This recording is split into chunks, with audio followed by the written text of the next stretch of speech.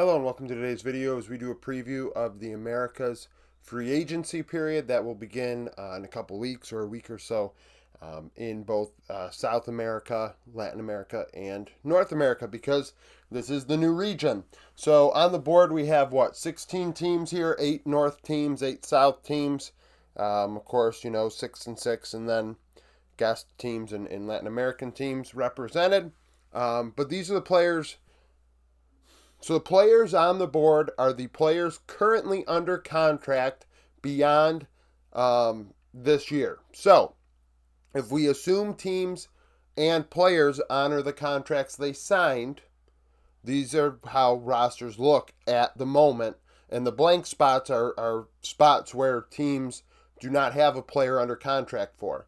That does not mean buyouts cannot exist, but at the same time, we have to factor in that right now it's like the situation is these teams don't have to let these players go. They have them under contract. They could contract prison them if they want to, etc. And players could just hold out and not play and not get paid, I assume. So, there's options there. So, it's much fuller than the LPL board yesterday.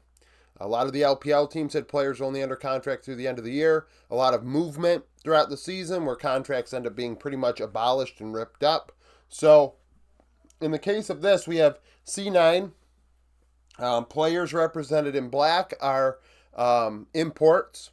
And then players in purple are America's representatives. I guess it could have been in blue. Now I'm noticing that America's is in blue in general. Maybe that's what I'll do going forward. But either way, Thanatos Blabber Vulcan, 100 Thieves Sniper Quid Isla, Dignitas, only Sven is under contract, Disguised, technically, so because they were an NACL team, they did not have contract lengths on the Leaguepedia. So we're just going with the 3 players still still on the team roster. That does not mean that they're under contract, so keep that in mind. Tenacity, Minu, and Poom. FlyQuest, Bwip. So the whole starting 5 of FlyQuest are under contract beyond this year. So if FlyQuest want to run it back, they can run it back simply by, hey, you're already under contract. We're going to keep you.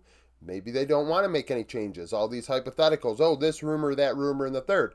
Really, FlyQuest do not have to make any movement at all. Lions Gaming. So Lion Gaming is a combination of Rainbow 7 and Rainbow 7 and somebody else. Shoot, who was it? We have Astral and Isserus down there. Oh, 6 Karma, I believe. So 6 Karma and Rainbow 7 combined. Now, so what I did was Rainbow 7 had a better roster than 6 Karma. I mean, 6 Karma went, 1-19 or some shit this past summer. So, the players that got priority for the starting lineup, to me, are the players from Rainbow 7. They're still under contract. So, however, top side, not under contract beyond this year. So, we have what is a 6 Karma top side and a Rainbow 7 bot side. Bugga and Dimitri from 6 Karma. And then Keen, Kine, CEO, and Lions from Rainbow 7. So technically they could run a 5-man roster with who they have under contract. And I believe Seiya is technically under contract as well still. But, I mean, although he is the best Latin American player of all time, he still is not, last year, came out of retirement and probably shouldn't have. Shopify Rebellion, nobody's under contract going into next year. Team Liquid, everybody but Core JJ is under contract going into next year. I imagine Core would, he probably in a situation retire or re-sign is my thought.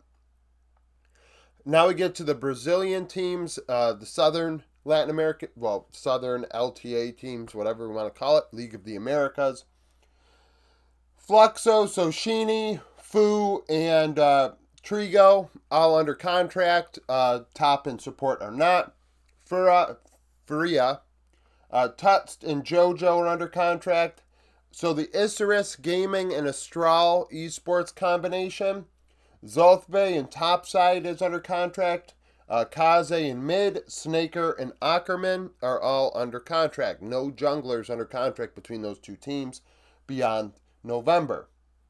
Leviathan, nobody's under contract. Loud, nobody's under contract. So technically, both of those teams have empty rosters as of the moment.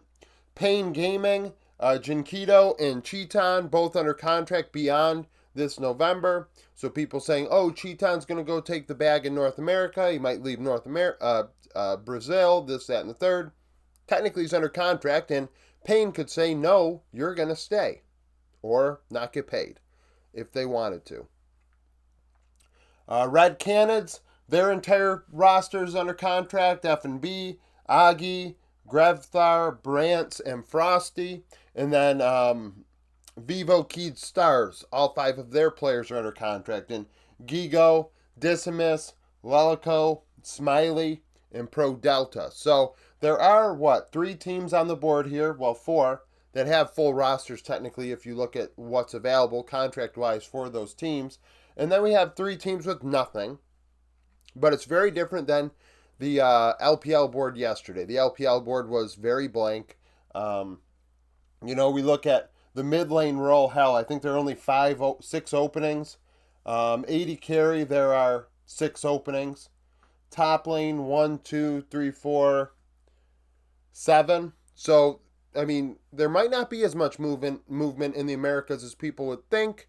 I mean, there is going to be some hype if, like, NA players end up going to SA, I guess, and SA going to NA, and LLA being mixed in as well. It'll be interesting in that way because there are way more players that are not under contract now than what it was because you literally have 3 regions combining into one. But at the same time, you do have, these teams could run back these rosters theoretically because, some of them did quite well, but there are more bodies available to maybe improve. So it's going to be interesting. This is the first half of the video, though. Now on to the players that are free agents after this year. All right, so technically these are the players that are still represented on a team's roster on Leaguepedia, but their contract ends at the end of the year. So maybe the players not listed have been allowed to seek other opportunities or already have been let go by their organizations. So keep that in mind. These players maybe are the ones that they're still working on contracts for internally. So in top lane, we have Summit, Chiari, Pan, Johnny, Robo, and Weiser. So Summit, of course, an excellent player that you could get into he or Robo, Weiser. I think those 3 could fill any of the team spots that are available, and it would make sense. Jungle, Boogie, Adi, Mir, otherwise known as Arthur, Spica, River, Onfleek, Jose Deodo, Croc, and Karoka. So Jose Deodo is by far the best on that board, alongside Spica and River. Adi is solid, Boogie is solid. A lot of good junglers on that list. And there are only so many spots available, so we'll see who ends up on the outside looking in and is, without a job, essentially. In addition to the players that were not listed that maybe were from the teams that were, removed from the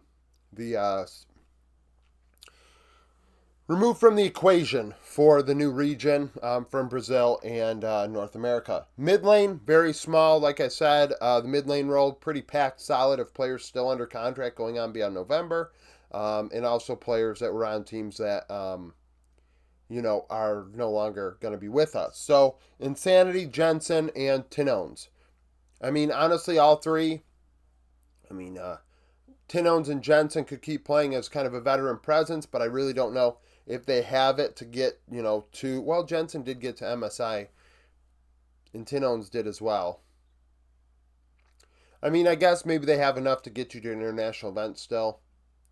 With the new format, though, with only a couple teams going, I think that it becomes immensely tougher than it was before. Bot lane, B-Voy, 5Kid, Ayu, Gavado, and Beanie. Ayu looked really good at times statistically this past summer, so I am wondering maybe he gets a little bit of an opportunity. B-Boy, of course, a lot of people talk highly of B-Boy because he did so well in minor regions. And going into the LCS, he showed some pizzazz, but he is, I believe, one of the oldest 80 carries in the world right now, still competing at a tier 1 level. Support Core JJ, Zazel, Isles, Loopy, Vavel, Redbert, and Curry. We saw Curry look very good at Worlds. I think I could see him going to one of the better teams that may have a spot available. Maybe if they want to combine him with a Korean import 80 carry and see what happens.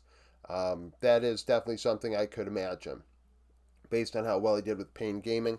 And Payne right now, maybe still trying to work out a deal with him, but there is nothing official. So, in the end, it's one of those deals where I don't talk about things that aren't official. GCD, Global Contract Database, I don't really care about rumors because I could go on Reddit and type up a rumor under some anonymous account burner, and all of a sudden, oh, there's a rumor on Reddit about this, that, and the third, and it's like, okay, whatever. I'll wait until pen to paper occurs and people start getting paid to really think about it. But looking at this board here, that jungle group is nasty. There are quite a few players that are going to be pretty good that are not going to get an opportunity next year, and it's going to be unfortunate. But that is what it is as LOL Esports begins to contract and try and save what it still has. So that is a thing. Thank you for watching. If you liked the video, like it. Subscribe to the channel for daily League of Legends content. Follow me on Twitter, join the Discord, become a YouTube supporter, and hope to see you again tomorrow.